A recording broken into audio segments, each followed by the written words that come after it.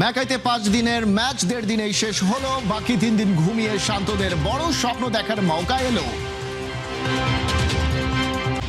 এখনো টিকে আছে টেস্ট চ্যাম্পিয়নশিপের ফাইনাল সমীকরণ। সাউথ আফ্রিকা ট্যুর করবে ভাগ্য নির্ধারণ। কলকাতা ছেড়ে ঢাকায় কেন ব্রাজিলের প্রতিনিধি দল? হামজা শমীদের সাথে ভিনিসিয়াসরা খেলতে পারে ফুটবল। 3 দিন বাকি। টাইগাররা ম্যাকাই টেস্টে টিকলো মাত্র 1.5 দিন। বাকি 3 দিন ঘুমিয়ে কাটাতে চান টাইগার কাপ্তান, কিন্তু মনে অনেক বড় স্বপ্ন। টেস্টে বাংলাদেশকে নিয়ে যেতে চান অন্যরকম এক উচ্চতাতে, যদিও সেটা বলতে নারাজ। করেন কঠিন করেন। ঘুমাবো, শুয়ে থাকে। ট্রফিটা জানি না, মনে হয় দিছে, মনে চাই না। 5 দিনের টেস্ট ম্যাচটা মাত্র 1.5 দিনের একটু বেশি সময় পর শেষ হয়েছে, অর্থাৎ 2 দিনের কম সময়ে। টাইগাররা তাদের টেস্ট ক্রিকেট ইতিহাসে কত বাজে ম্যাচ খেলেছে, কিন্তু এতটাও বাজে ম্যাচ খেলেনি যে মাত্র 2 দিনের মাঝেই টেস্ট ম্যাচটা শেষ হয়ে গেছে।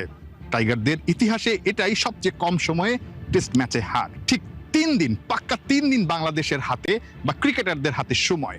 আপাতত আগামী 3 দিন এই ম্যাকাইতেই অবস্থান করতে হবে, টিম হোটেলে বা ঘোরাঘুরি করেই সময়টা কাটাতে হবে, কারণ এর মাঝে আসলে ফ্লাইটের অনেক ব্যাপার স্যাপার আছে, চাইলেও দেশে ফেরত যাওয়া যাচ্ছে না।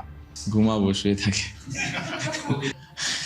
আপনারা কি ভুলে গেছেন প্রথম টেস্ট? আমি তো ভুলি নাই। সো আমার মনে হয় যে দেশের মানুষও ভুলে নাই, কেউ ভুলে নাই। অনেক বড় অ্যাচিভমেন্ট, বাট এই ম্যাচটা আমরা ভালো ক্রিকেট খেলি নাই, এবং এটা হতেই পারে, এবং সবাই চেষ্টা করছে। বাট আমার মনে হয় না যে, একটা জিনিস বুঝতে হবে যে আমরা কোন টিমরে হারাইছি। এই ম্যাচটা দেখলে বোঝা যাবে যে আমরা কোন টিমরে হারাইছি। 2 ইনিংস মিলে শান্তদের রান মোটে 159। 2টা ইনিংসের কোনোটাতেই 100 রান পার করতে পারেনি টাইগাররা। টেস্ট ক্রিকেট ইতিহাসে গত 21 বছরে এমনটা কখনোই হয়নি যে কোনো দল টেস্ট ক্রিকেটের বা টেস্ট ম্যাচের 2টা ইনিংসেই 100 রানের নিচে অল আউট হয়েছে। নিঃসন্দেহে বাংলাদেশের জন্য একটা বড় ধাক্কা, কিছুটা লজ্জারও বটে। তবে এই যে ইতিহাস সৃষ্টি করা একটা সিরিজ, যেখানে এসে, যে মাটিতে এসে বিশ্বের অন্যান্য দলও আসলে বড় ধাক্কা খায়, 3 দিনের টেস্ট ম্যাচ হেরে বসে, 4 দিনের টেস্ট ম্যাচ হেরে বসে, সেখানটায় বাংলাদেশ ইতিহাস তৈরি করেছে 23 বছর পর খেলতে এসেও। এই জয়টা তো অন্তত ভোলা যায় না। উন্নতির জায়গা আছে, শান্ত সেটা মেনে নিয়েছেন, কিন্তু এই জায়গা থেকে বাংলাদেশ এই আত্মবিশ্বাসটা নিয়ে অনেক দূর যাবে, সেটাই বিশ্বাস করছেন। মানে আমি নিজে ডাগ আউটে যখন বসে খেলা দেখছিলাম বা ওই ফিল্ডিং করছিলাম স্লিপে দাঁড়ায়, তখন ভাবতেছিলাম যে আসলেই অনেক বড় টিমরে হারাইছি আমরা। কারণ প্রথম ম্যাচ জেতার পরে পার্সোনালি আমার খুব মানে ওই রকম এক্সাইটমেন্ট কাজ করেনি, টু বি ভেরি অনেস্ট, যে না ঠিক আছে টেস্ট ম্যাচ জিতে গেছি। বাট আমার লাস্ট 2 দিনে একটু রিয়েলাইজেশন আসছে যে না, আমরা আসলে অনেক ভালো ম্যাচ জিতছি। সো অবশ্যই এটা প্রাউডের ব্যাপার, এবং এ ধরনের এভিডেন্স আমাদের টেস্ট ক্রিকেটের জন্য অনেক হেল্প করবে। আমাদের নিউজিল্যান্ডে এরকম একটা এভিডেন্স ছিল, অস্ট্রেলিয়াতে হলো, আই হোপ হয়তো ভবিষ্যতে সাউথ আফ্রিকায় হবে। এরকম যদি আমরা করতে পারি আমাদের টেস্ট ক্রিকেটের জন্য ভালো। সো এই পজিটিভ জিনিসগুলো নিয়ে যাওয়া উচিত। ঢাকার মাটিতে বাংলাদেশের বিপক্ষে খেলা হতে পারে ব্রাজিলের। সেলেসাওদের প্রতিনিধি দল জাতীয় স্টেডিয়াম পরিদর্শন শেষে এমনটাই জানিয়ে গেছে। আবার বাংলাদেশের বিপক্ষে যদি নাও খেলা হয়, তবে বাংলাদেশের জাতীয় স্টেডিয়ামে ভিনিসিয়াসরা মুখোমুখি হতে পারে অন্য কোনো প্রতিপক্ষের বিপক্ষে। আর এটাও যদি না হয়, তবে সুযোগ আছে অক্টোবরে ভারতের বিপক্ষে ম্যাচের আগে ঢাকা স্টেডিয়ামে ব্রাজিল দলের একাধিক প্র্যাকটিস সেশন আয়োজনের। অর্থাৎ বাংলাদেশ জাতীয় স্টেডিয়ামে ব্রাজিল ফুটবল ফেডারেশনের রিপ্রেজেন্টেটিভ টিম অক্টোবরে ভারতের বিপক্ষে ভারতের মাটিতে ম্যাচ খেলবে ব্রাজিল। কিন্তু কলকাতার মাঠ পছন্দ না হওয়ায় তারা বাংলাদেশে এসেছে জাতীয় স্টেডিয়াম পর্যবেক্ষণ করতে। এই গ্রাউন্ড যদি তাদের পছন্দ হয়ে যায়, তবে একাধিক প্র্যাকটিস সেশন পড়তে পারে এখানে ভিনিসিয়াস জুনিয়রদের।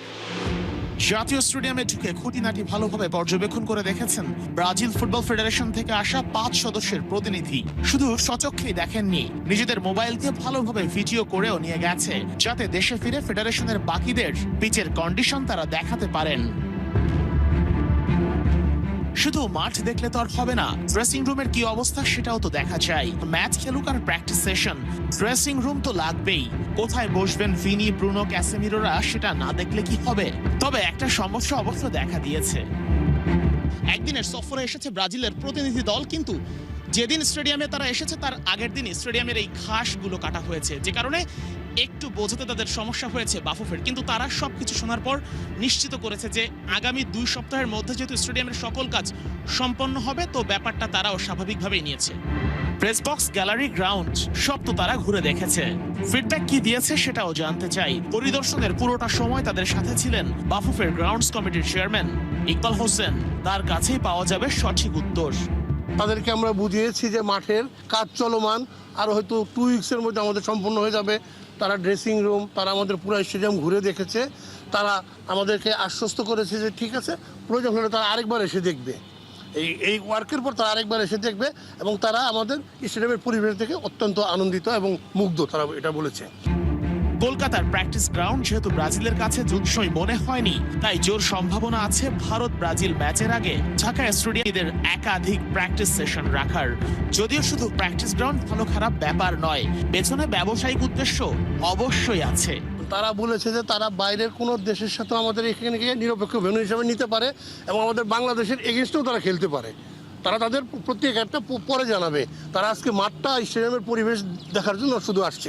যেহেতু 2011 সালে এই জাতীয় স্টেডিয়ামে মেসি, দি মারিয়া সহ পুরো আর্জেন্টিনা দল খেলে গেছে, তাই ওই ইভেন্টকে ব্যবহার করে ব্রাজিলকেও আনা সম্ভব। অনেক যদি কিন্তু হিসেব তো পড়ে আছে, ভবিষ্যতে কখনো বাংলাদেশ ব্রাজিলে জাতীয় স্টেডিয়ামে খেলা হবে কিনা তার নিশ্চয়তা এখন দেয়া সম্ভব নয়। কিন্তু ভারতের বিপক্ষে খেলতে এসে যদি এই জাতীয় স্টেডিয়ামের গ্রাউন্ডে 1টা, 2টা বা 3টা প্র্যাকটিস সেশনও অংশ নেয় ব্রাজিল দল, সেটাও দেশের ফুটবল ফ্যানদের জন্য হবে বড় পাওয়া। 1.5 দিনের টেস্ট চ্যাম্পিয়নশিপের একটা ম্যাচে ইনিংস ব্যবধানে হেরেও শেষ হয়ে যায়নি টাইগারদের ফাইনালে খেলার স্বপ্ন। টেবিলে এখনো অবস্থান নাম্বার 4-এ। সামনে অন্তত এমন 2টো সিরিজ নাজমুল শান্তদের অপেক্ষায়, যা থেকে ওরা আদায় করে নিতে পারে 16 আনা সুবিধা। এমনকি ফাইনালে খেলার সমীকরণ খুব একটা কঠিনও নয় যদি সাউথ আফ্রিকার মাঠে একটা ম্যাচ জয় বের করে নিতে পারে টাইগাররা। মাউন্ট মঙ্গানুই থেকে ডারউইন ইতিহাস গড়া বাংলাদেশকে নিয়ে প্রোটিয়া ডেরায় বড় স্বপ্ন দেখাটা নিশ্চয়ই আকাশ কুসুম কল্পনা নয়। যদি বাংলাদেশ 2 হোম সিরিজ জেতে আর দক্ষিণ আফ্রিকায় 2-0-তে হারে, তাহলে পয়েন্ট দাঁড়াবে 88, পিসিটি হবে 61.11। সংখ্যাটা মন্দ না, কিন্তু গত 2 ফাইনালিস্টের 67% ধারে কাছেও না। তাই টাইগারদের করতে হবে আরেকটু ভালো। 2 হোম সিরিজ সুইপ করে সাউথ আফ্রিকায় অন্তত একটা ড্র বের করলে পয়েন্ট হবে 92, পিসিটি দাঁড়াবে 63.89। আর সবচেয়ে ভালো হয় যদি 2 হোম সিরিজে সুইপ প্লাস দক্ষিণ আফ্রিকায় একটা টেস্ট জয় বা 2টো ড্র, তাহলে পিসিটি দাঁড়াবে 66 থেকে 68-তে, ঠিক সেই জায়গায় যেখানে গত সাইকেলের ফাইনালিস্টরা ছিল। 2 দিনেই শেষ ম্যাকাও টেস্ট, 1-1 সমতা বাংলাদেশ ও অস্ট্রেলিয়া টেস্ট সিরিজ।